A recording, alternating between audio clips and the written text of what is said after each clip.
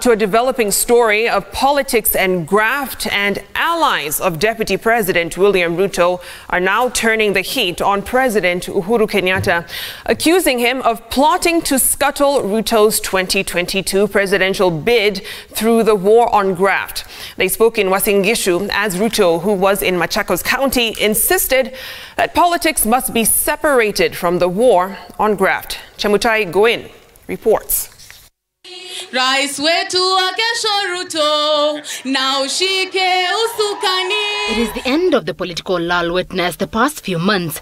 Now politicians are engaged in bare-knuckle fights. In Uasin Gishu County, a section of Rift Valley leaders, including Governor Jackson Mandago and Kapseret legislator Oscar Sudi, aiming their guns at President Uhuru Kenyatta, accusing him of using the March 9th handshake and the war against graft to frustrate Deputy President William Ruto's 2022 presidential bid. Wakati William Ruto alikuwa na support Raila Odinga, hakukuwa mwizi. Wakati alikuja akasupport Uhuru Kenyatta, hakukuwa mwizi. Saa hii vile anataka imefika wakati yake, mnasema ni mwizi. Tutakutana na nyinyi na Mungu yuko, na tutapambana na nyinyi matajiri ya Wakenya hii. The leaders saying the referendum calls were meant to extend President Kenyatta's tenure and deny Ruto the top seat. Kama mko na mpango, kama hutaki kwenda nyumbani, Mr. President, tell us. Maneno kukoroga maneno huko kando, mnasunguka sijui huyu, handshake sijui ile, sijui tunataka tushike huyu, sijui tunataka tufuguse huyu, kwa sababu mnatafuta William Ruto. Mimi nataka niwaambie kinagaubaga ya kwamba Wakenya sio wajinga, na sisi kama viongozi wa Bondo la Ufa tumechoka. Fikiria watabadilisha katiba ati waunde kiti kubwa ya Prime Minister.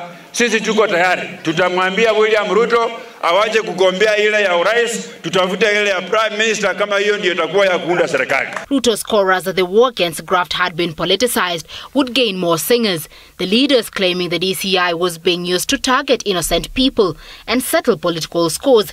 We must stand up against all forms of corruption. We must stand up against the thieves, and we must stand up against the falsehood spreaders, people who are spreading falsehood all over the place. Itakuwa vizuri kama DCI watadeal na facts badala ya kusikia tu mambo pale, mambo kona hii, fitina pale. Mwisho kesi zinaenda kotini ambazo asifui dafu. But we let us separate the fight against corruption from the fight against individual. Kama kuna vita ya kupigana na ufisadi, tunaunga mkono. Lakini kama kuna vita ya kupigana na mtu, atuunge mkono.